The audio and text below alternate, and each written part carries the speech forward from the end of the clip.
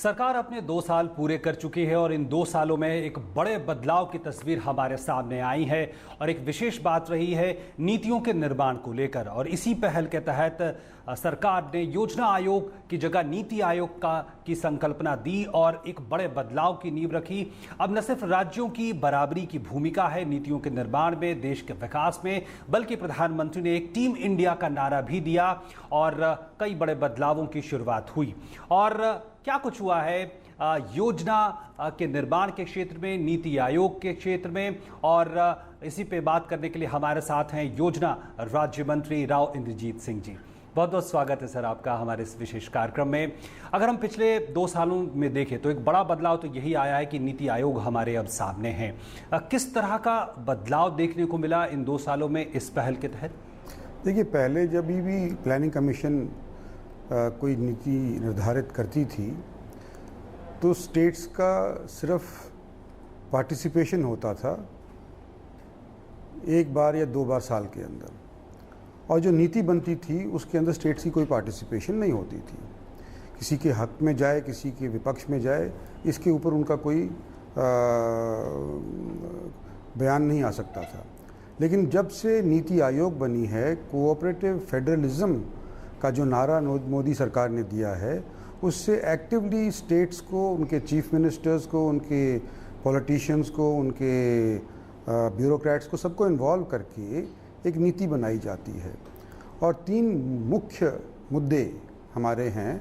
एक तो स्वच्छ भारत अभियान का है कि सफाई होए, दूसरा हमारा है कि स्किल डेवलपमेंट किस तरह से होए। हमारा देश इतना बड़ा है, स्किल्स की का अभाव है, तो स्किल डेवलपमेंट में एक चीफ मिनिस्टर का सब ग्रुप बनाया गया।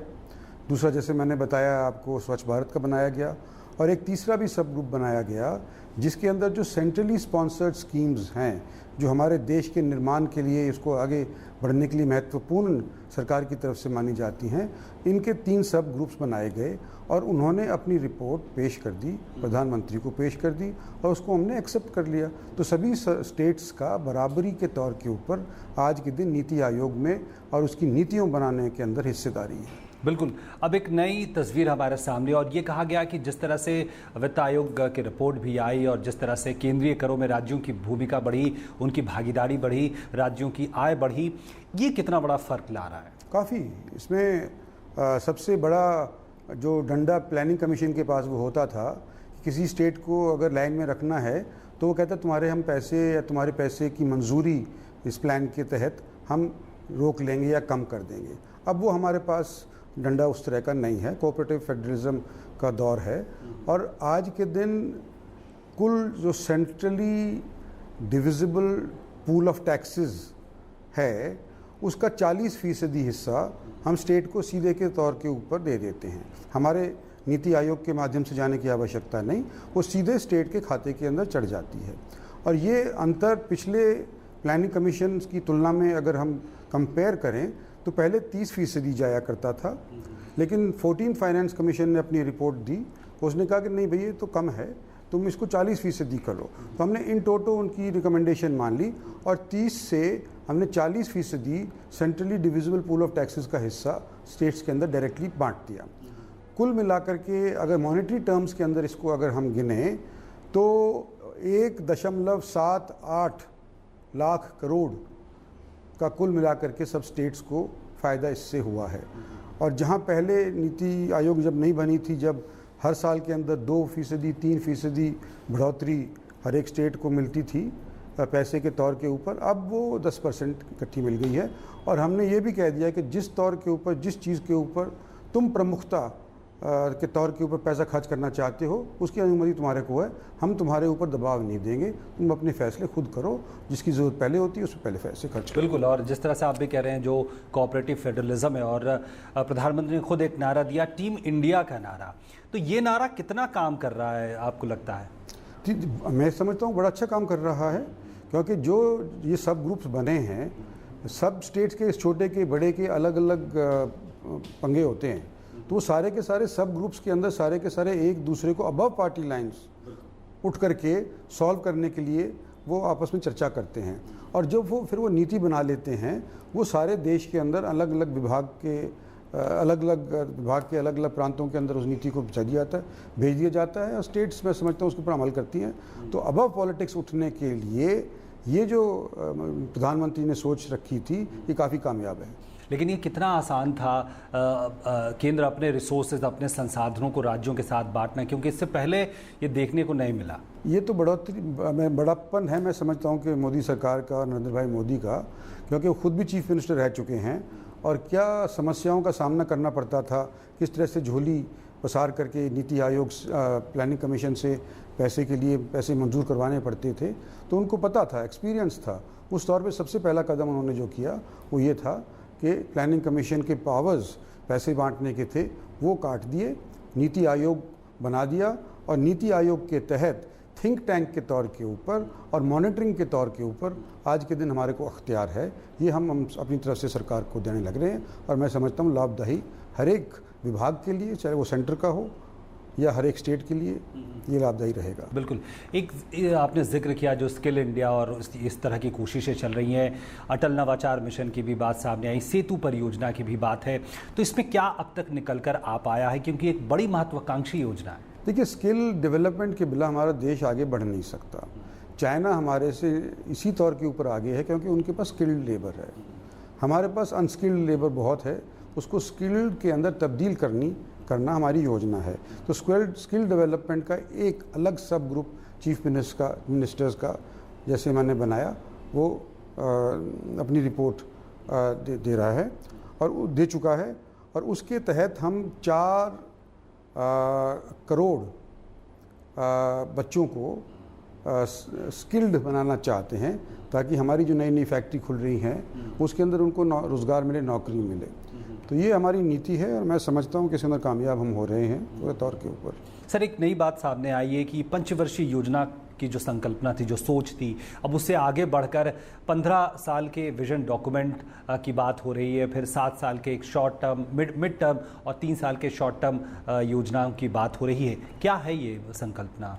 ये 15 साल का हमारा एक विजन डॉक्यूमेंट तैयार होगा कि इन्वायरमेंटली हमारे को क्या करना चाहिए, पॉवर्टी एलिवेशन के वास्ते हमको क्या करना चाहिए और सब्जेक्ट्स हैं उनके ऊपर हमको क्या क्या करना चाहिए। तो कुल मिलाकर के 15 साल का एक विजन डॉक्यूमेंट तैयार होगा। उस विजन डॉक्यूमेंट को पहुंचने के लिए क्या क्या नीतियाँ, क्या पॉलिसी, क्या क्या इम्प्लीमेंटेशन के वास्ते कदम उठाने चाहिए, वो 7 साल के एक और डॉक्यूमेंट के अंदर होंगी या मिड टर्म रिव्यू समझ लीजिए उसके लिए होंगी। वो 7 साल के दायरे के अंदर होगा और फिर उस 7 साल के दायरे के अंदर ही एक 3 साल का एक्शन प्लान होगा कि इस लाइन के अंदर जो 7 साल वाली है, इस लाइन के अंदर और अल्टीमेटली वो 15 साल वाली जो लाइन है उसके अनुसार हम समय समय के ऊपर क्या प्रोग्रेस कर भी रहे हैं या नहीं कर रहे हैं। तो एक्शनेबल प्लान 3 साल का होगा। तो ये 3 स्टेप्स करके हम 15 साल का विजन आगे लाना चाहते हैं। सर, तो क्या कह सकते हैं कि जो पंचवर्षीय योजना थी अभी तक उस तरह का परिणाम नहीं दे पाई जिस तरह की उम्मीद थी? जब भी मैं समझता हूँ कि ये महसूस किया गया ज़्यादातर चीफ मिनिस्टर्स ने, और जब हमने पहली मीटिंग हुई थी नीति आयोग की तो उसका स्वागत भी किया गया कि जो प्लानिंग कमीशन थी उसके पास थोड़ा फेवरेटिज्म करने का अख्तियार था क्योंकि वो पैसा बांटता था और स्टेट से एक चीज़ चाहता था बदले के अंदर। इस तरह का हो सकता था, मैं नहीं कहा कि हुआ, लेकिन संभावनाएं थी। कुछ चीफ मिनिस्टर्स को ये महसूस हुआ कि हमारे साथ दुभांत हुई है। तो उस तौर के ऊपर जब ये हमने नीति आयोग बनाया और एक आज के दिन हम एक नीति बना रहे हैं सब स्टेट्स के सलाह मशवरे के बाद कि किस तरह से आपके प्रांत के साथ दुभांत आइंदा कभी ना हो, इस तरह की हम नीति बना रहे हैं। तो वो सब से सलाह मशवरा करके बनाएंगे और मैं समझता हूँ गुड गवर्नेंस के वास्ते ये लाजमी भी था, ज़रूरी भी था और आने वाले समय के अंदर सभी को अपना बराबर का हिस्सा मिलेगा, ना कम ना अधिक। सर, आपका मंत्रालय योजनाओं की निगरानी या फिर मूल्यांकन, हम जानते हैं कि प्रधानमंत्री खुद तमाम उच्च अधिकारियों के साथ संपर्क में रहते हैं, लगातार प्रेजेंटेशन का दौर चलता रहता है। ये कितना मदद कर रहा है? काफ़ी मदद कर रहा है। जहाँ आप कह रहे हो कि ब्यूरोक्रेसी के साथ प्रधानमंत्री का संपर्क रहता है वो तो है ही, लेकिन मंत्रियों के साथ भी रहता है। ये नहीं कि मंत्री आउट ऑफ लूप हो जाते हैं। और कई बार जब मंत्रियों के अंदर आपस के अंदर या ब्यूरोक्रेट्स के अंदर विभिन्न विभागों के ब्यूरोक्रेट्स के अंदर अगर एक बात के ऊपर एक क्लास राय नहीं बन पाती है तो बातें अटक जाती हैं। जैसे इन्वायरमेंट की वजह से कई मंत्रालयों को परेशानी हो जाती है, तो बॉटलनेक्स हो जाते हैं।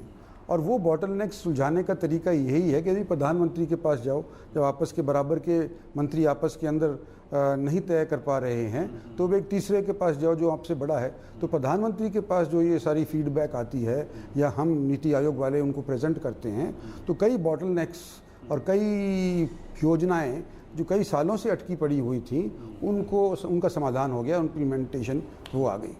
एक सर स्मार्ट सिटी की बड़ी चर्चा है और आपका मंत्रालय भी इसमें उसकी एक महत्वपूर्ण भूमिका है। किस तरह से इस पहल को देख रहा है, क्योंकि इसमें एक बड़े बदलाव की नींव तो रखी जाएगी लेकिन बहुत बड़े निवेश की भी ज़रूरत इसमें दिखती है।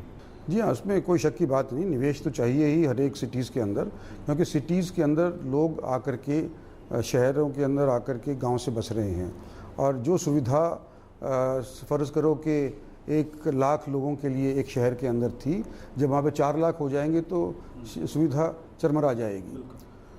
तो स्मार्ट सिटीज़ बनाने का यही मकसद है कि भाई 100 सिटीज़ तो कम से कम ऐसा बना लो जो कि हर चीज़ उपलब्ध हो वहाँ पर, और उसके अंदर 5 साल के अंदर 500 करोड़ रुपया भारत सरकार देगी और 500 करोड़ स्टेट सरकार भी देगी। लेकिन उसको उन 100 सिटीज़ को पूरे तौर के ऊपर हमारे सेंट्रल गवर्नमेंट का समर्थन मिलेगा योजनाओं बनाने के लिए, या जो भी हमारे पास जानकारी है उन तक पहुंचाने के लिए। उन सब 100 सिटीज़ को पहले हम ये सारा अपना तंत्र दे देंगे और उसके बाद जब वो हो जाएंगी तो अगली शायद 100 के ऊपर फिर सोचा जा सकता है। जी बिल्कुल। इसमें सर साफ तौर पर हम देख सकते हैं कि राज्यों की और खासकर जो लोकल बॉडीज़ हैं, म्यूनसिपल कॉरपोरेशन है, उनकी बड़ी भागीदारी है। राज्यों को आगे बढ़कर आना होगा इसमें, तो किस तरह का अनुभव रहा है? मैं समझता हूँ कि जब कोई रेस होती है तो सभी अपने बेस्ट परफॉर्मेंस करने का प्रयास करते हैं। जब राज्यों में रेस हो रही है कि कौन सी 2 सिटीज़ आएँ और सिटीज़ के अंदर उसी राज्य के अंदर रेस हो रही है कि कौन सी 2 सिटीज़ उन 100 स्मार्ट सिटीज़ के अंदर आएँ, तो एक दूसरे के साथ जब मुकाबला होगा तो मैं समझता हूँ कि बेहतरीन प्रदर्शन करने का प्रयास हर एक सिटी का कर्मचारी और हर एक सिटी का बाशिंदा करेगा। तो उस तौर के ऊपर मैं समझता हूँ कि सिटीज़ की जो शक्ल है आज की निस्बत ज़्यादा तेज़ रफ्तार से उभर करके बढ़िया बन करके आएगी। तो इससे लगता है कि जो बड़े शहरों पे जो एक शहरीकरण का दबाव, लगातार पलायन का दबाव है, ये मुद्दा बहुत हद तक हल हो सकता है स्मार्ट सिटी के ज़रिए। नहीं, ये मुद्दा तो इससे तो हल नहीं होगा कि स्मार्ट सिटीज़ बन जाएंगी तो लोग आने बंद हो जाएंगे, बल्कि अगर स्मार्ट सिटीज़ बन गई तो उन स्मार्ट सिटीज़ में ज़्यादा लोग आने का प्रयास करेंगे। बड़े जो 4 मेट्रोपॉलिटन, हाँ, इनमें भी थोड़ा सा दबाव, उनमें तो दबाव है ही, बाकायदा रहेगा। और जिस तरह से विश्व का कहीं का भी हिस्ट्री आप देख लो, हमेशा पलायन रहा है, गांव की तरफ से और शहर की तरफ पलायन रहा है। तो जो मेजर सिटीज़ हैं, दिल्ली हुआ, बम्बई हुआ, कलकत्ता हुआ, इस तरह के अंदर जो आसपास के जितने भी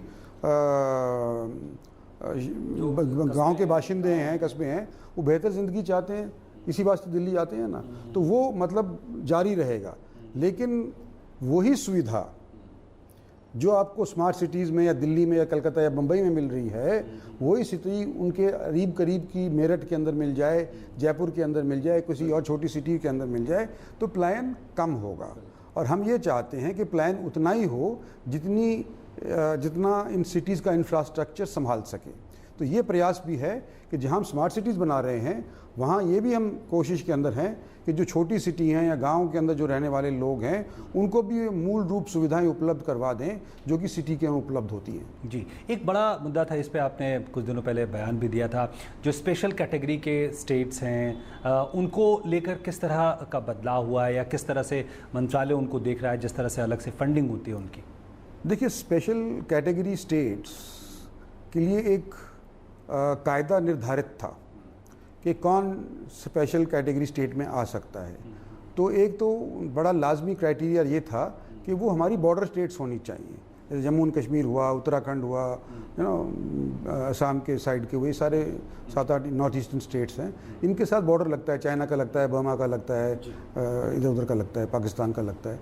तो एक तो ये, फिर वो हिली स्टेट होनी चाहिए, अनफेवरेबल टेरेन होना चाहिए, वहाँ पढ़ाई लिखाई का अभाव होना चाहिए, खेती बाड़ी होनी चाहिए। तो वो क्राइटेरिया अगर कोई मीट करते थे तो वो स्पेशली डेजिग्नेटेड स्टेट्स होते थे और उन स्टेट्स को स्पेशली मॉनिटरिंग होती थी नीति आयोग की तरफ से और पैसा भी कुछ फालतू उन लोगों को मिलता था। ठीक है। वो अब नहीं रहा, वो खेल अब नहीं है, ख़त्म हो गया। उन स्टेट्स को भी जो पहले स्पेशल डिक्लेयर की गई थी, उनको भी वो 10% फालतू सेंट्रल टैक्सेस में से जो मिल रहा है पैसा, वो उनको जो पहले मिल रहा था उनसे अव्वल आज के दिन भी मिलेगा। और वो उनकी मंशा है कि किसके ऊपर पहले खर्च करना चाहें वो कर सकते हैं। हम उनको सिर्फ आज के दिन अगर वो हमसे मांगते हैं कि भाई हमारी ये पॉलिसी फर्स्ट आती है, इस पॉलिसी के अंदर कुछ योगदान दो, हमारा थिंक टैंक नहीं है, आप अपने थिंक टैंक से हमारे को सुझाव दो, तो वो हम देने को तैयार हैं। बिल्कुल। तो ये बातचीत आगे भी जारी रहेगी राव इंद्रजीत सिंह जी के साथ और हम ब्रेक के लिए यहाँ रुक रहे हैं और ब्रेक के बाद जब लौटेंगे तो बात करेंगे कि 2 साल तो पूरे हो गए, लेकिन आने वाले 3 सालों के लिए किस तरह का योजना है, किस तरह का ब्लूप्रिंट है। रुक रहे हैं एक छोटे से ब्रेक के लिए। सुबह का सही आगाज ताजा खबरों के साथ, सुर्खियों के आईने से देश विदेश की सही तस्वीर और दिन के हर पहलू पर नजर। नया सवेरा सोमवार से शुक्रवार सुबह 7 बजे सिर्फ डीडी न्यूज पर।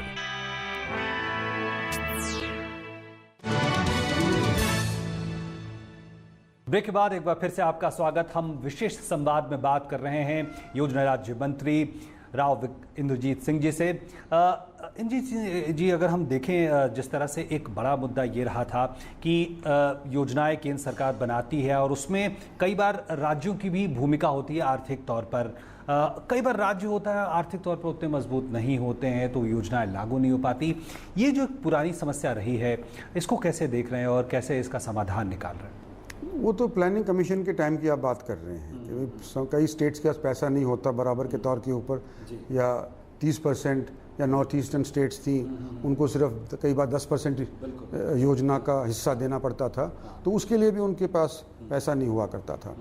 तो आज के दिन मैं समझता हूँ कि सभी स्टेट्स के पास पैसा पहले की निस्बत ज़्यादा आ गया है और उनको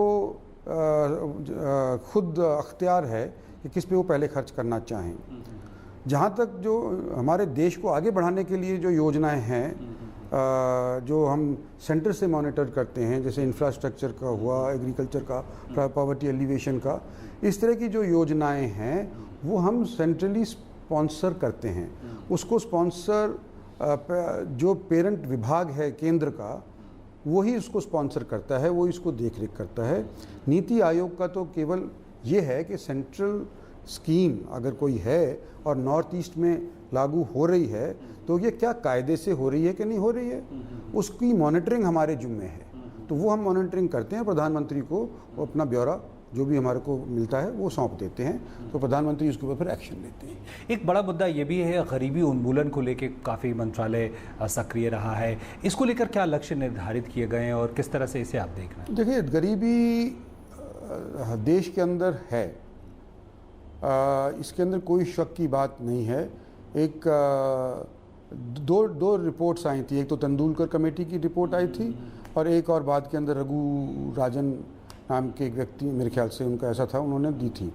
पर आज के दिन जो हमारा बेसिक है, जो सोच है, वो पॉवर्टी एलिवेशन के तौर के ऊपर उनको कुछ पैसा देने की नहीं है, सिर्फ ये भांपने के लिए है कि पॉवर्टी के नीचे आज के दिन कितने हैं और आज के 10 साल बाद या 15 बाद जब हमारा विजन गोल जो है तो 10-15 साल बाद कितने रह गए हैं। किसी को सब्सिडी पॉवर्टी के लाइन के नीचे होने की वजह से नहीं मिलेगी, उसको सिर्फ हम अपने संज्ञान में इसलिए रखते हैं कि इसलिए हम 10 साल बाद ये पता कर सकें तो कि इन लोगों कितनों को हम उस पॉवर्टी लाइन से ऊपर उठा सकें।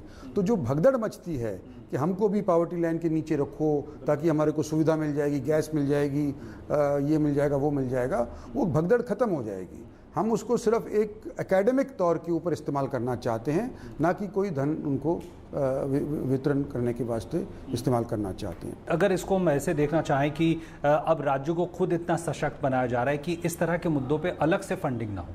राज्य तो सक्षम है ही, वो जितनी भी हमारी तरफ से पैसे मिलते हैं, जैसे मैं बताया 1.78 करोड़ रुपया, लाख करोड़ रुपया आज के दिन कुल मिलाकर के सब राज्यों को मिल चुका है, और वो पहले की निस्बत 10% अव्वल है, तो वो कर सकते हैं उसके अंदर राज। तो एक मुद्दा ये भी था कि जो उत्तर पूर्व के राज्य हैं, नॉर्थ ईस्ट के जो राज्य हैं, वहाँ रेल कनेक्टिविटी को लेकर आपने एक बात कही थी कि 2020 तक सारे जो उनकी राजधानियाँ हैं वो रेल से कनेक्ट हो जाएंगे।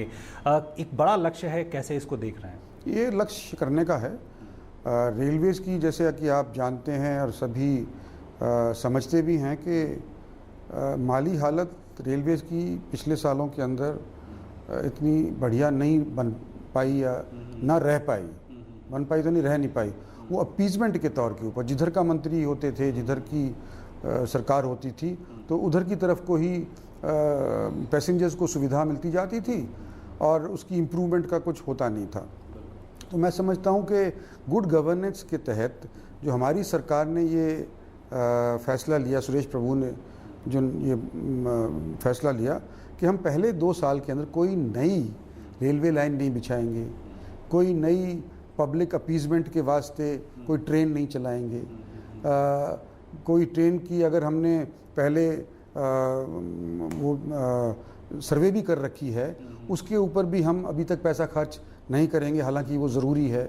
जब तक कि हमारी खुद की माली हालत ना सुधर जाए, ट्रेन के टाइम पे ना चलने लग जाएं, उनके बाथरूम साफ़ हों, उनके अंदर पानी हो, रेलवे प्लेटफॉर्म साफ़ हों, तो ये 2 साल तक मैं समझता हूँ इन्होंने अपनी रेल मंत्रालय की माली हालत को सुधारने के अंदर लगा दी है। जो लक्ष्य हमारे हैं नॉर्थ ईस्ट के, और वो प्राइमरी लक्ष्य हैं, ये किसी के बाद में नहीं आएंगे, सबसे पहले वही आएंगे। तो जैसे ही माली हालत इनकी सुधरती है तो नॉर्थ ईस्ट के सभी कैपिटल्स को जहाँ तक संभव हुआ हमारे इस 5 साल की योजना के दौरान हम जोड़ने की कोशिश करेंगे। हमारे पास अभी 3 साल बकाए हैं, तो इन 3 साल के अंदर हम उम्मीद करते हैं कि काफ़ी हद तक अपने फैसले के ऊपर हम अमल कर पाएंगे। सर, कुल मिला के देखिए पूरे सरकार के स्तर पे बहुत सारी उम्मीदें थी। 2 साल में कई सारी बड़ी योजनाएं भी शुरू हुई। 2 साल पूरे हो गए हैं और अब 3 साल बाकी हैं सामने। तो कैसे देखते हैं इन आकांक्षाओं, इन सपनों को, इन योजनाओं को, जो लक्ष्य तक पहुंचना है, कैसे आप देख सकते हैं? देखिए, लोगों की इसमें कोई शक की बात नहीं कि लोगों की उम्मीद इस सरकार से बहुत अव्वल थी। पिछली सरकार के अंदर तो अव्वल तो क्या, डिस्पोंडेंसी सेट इन हो गई थी कि कुछ करते ही नहीं है, बोलते हैं और फिर कुछ करते नहीं हैं। और हमारे जब प्रधानमंत्री इलेक्शन टूर पे जाते थे तो उन्होंने एक ही बात कही थी, और वो अभी भी मेरे को याद है और वो आज भी लागू है, जो आज से 2 साल पहले लागू थी। उन्होंने ये कहा था कि हम अपना रिपोर्ट कार्ड पहले साल में या 100 दिन में नहीं देंगे, 2 साल में भी नहीं देंगे, 3 साल में भी नहीं देंगे, हम अपना रिपोर्ट कार्ड 5 साल के बाद देंगे। अब जब खाली खजाना था, जब इन्होंने मंत्रालय संभाला, प्रधान मंत्रालय संभाला, तो उस खजाने को तो पहले भरेंगे और उसके बारे में जो हमने योजना बनाई हैं उनको सुदृढ़ बनाएंगे, उनको पत्थर की लकीर के अंदर तय कर देंगे कि भाई यहाँ ये योजना पहले नंबर पे आएगी, ये चौथे पे आएगी, ये 10वें पे आएगी, जितना हमारे पास पैसा है उसके अनुसार इस योजना के ऊपर पैसा खर्च किया जाएगा। तो 2 साल हमारे गुजर गए, हमने योजना बना ली, उनको पत्थर के ऊपर लिखना शुरू कर दिया है। अब ये जब हमारी मालियत सुधरती जाएगी तो अब इम्प्लीमेंटेशन का दौर आया है। तो अगले जो 2 साल हैं इसके अंदर मेरा ये मानना है कि ये इम्प्लीमेंटेशन के लगेंगे, और 5वां साल जो होगा वो हम पब्लिक को अपना रिपोर्ट कार्ड पेश करने का देंगे। तो मैं ये मानता हूँ अपनी तरफ से कि जो कांग्रेस सरकार या यूपीए सरकार बोलते हैं उस टाइम के ऊपर अपने 10 साल के अंदर नहीं दे पाई है, उससे अव्वल हम इन 5 साल के दौरान दे पाएंगे। बिल्कुल सर, अब नीति आयोग गवर्निंग बॉडी, उसकी बैठक का काफ़ी समय से इंतज़ार है, कैसे उसके बारे में सोच सकते हैं, कब इस पर बात आगे बढ़ेगी? बैठक तो होती रहती है, प्रधानमंत्री चेयर करते हैं। हमारी, जैसे मैंने बताया, 3 तो चीफ मिनिस्टर्स की सब कमेटी है, 2 टास्क फोर्स भी हैं जो कि हमारे वाइस चेयरमैन इसको चेयर करते हैं। एक टास्क फोर्स है पॉवर्टी एलिवेशन का और दूसरा टास्क फोर्स है एग्रीकल्चर प्रोडक्शन को किस तरह से बढ़ावा दिया जाए, उस दोनों की टास्क फोर्स हमारे वाइस चेयरमैन साहब जो हैं पनगरिया साहब, वो चेयर करते हैं। तो इनकी मीटिंग होती रहती है।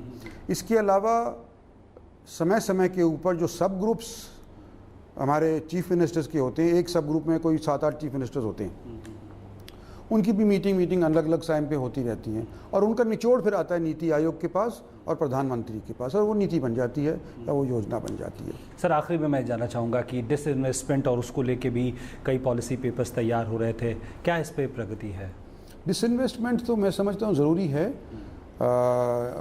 आज के दिन प्राइवेट एंटरप्राइज अपना पैसा खर्च करने से कतराता है, और अनेक विभाग हैं, मैं डिफेंस का हवाला दे सकता हूँ, जहाँ पर हमने ये निवेश प्राइवेट तौर पे से नहीं आ रहा तो उसको ब्रिज करने के लिए प्रयास किए हैं, और नई योजना या जो डिज़ाइन कैपेबिलिटीज़ यहाँ पर होएं, एंड मैन्युफैक्चरिंग कैपेबिलिटीज़ तो हमारे पास हैं, पर डिज़ाइन कैपेबिलिटीज़ थोड़ी सी हमारे पास कम हैं।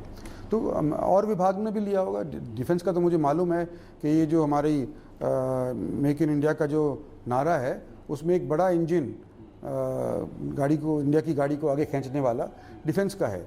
तो उसके अंदर क्या किया है इन्होंने कि जो डिज़ाइन डेवलपमेंट के लिए पैसे खर्चने पे कतराते थे लोग कि भी क्या मालूम बाद के अंदर फोर्सेस उस पर उसको हमारे माल को खरीदेंगी कि नहीं खरीदेंगी, तो हमने कहा है कि जो 10,000 करोड़ से अधिक जिसके ऊपर डिज़ाइन के ऊपर लगते हैं, किसी एयरक्राफ्ट नए बनाने का या शिप नए बनाने का या सबमरीन नया बनाने का, उसका डिज़ाइन डेवलपमेंट का 90% खर्चा भारत सरकार देगी उस डेवलपर को, जिसको हम एक सिलेक्शन प्रोसेस के माध्यम से तय करेंगे। और जब वो सक्सेसफुली डेवलप हो जाएगा या डिज़ाइन हो जाएगा, उसके बाद हम 2 साल के अंदर अंदर उसको रिक्वेस्ट और प्रपोजल्स दे देंगे कि भाई तुम बताओ कि तुम किस टाइम तक ये प्रोडक्ट हमारे को या हमारी सर्विसेज को, फौज को दे सकते हो।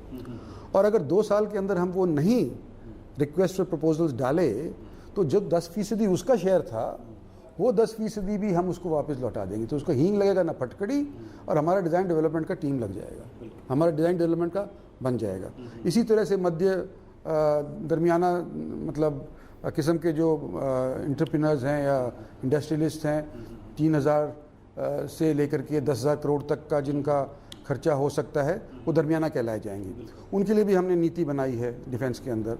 इसी तरह से जो छोटे वाले वर्ग के हैं, कई भी जो नए लड़के होते हैं, 3,000 से कम का खर्चा जिनका होता है, तो उनको भी, उनका दिमाग है लेकिन पैसा नहीं है, तो अगर वो अपने पैसे से कोई नई चीज़ बना करके हमको पेश करते हैं, सरकार को पेश करते, डिज़ाइन करते हैं, और हम उसको कहते हैं हाँ भाई वाह तुमने बहुत अच्छा काम किया है, ये तो काबिल तारीफ़ है, तो उसका जितना भी पैसा खर्च हुआ है 3,000 करोड़ से 2,000 करोड़ से 500 करोड़ 100 करोड़ जितना भी खर्च हुआ है उस छोटे वाले एंटरप्रेन्योर का, वो हम अगर चीज़ को पसंद कर रहे हैं तो उसका खर्चा सारा का सारा उसको हम दे देंगे।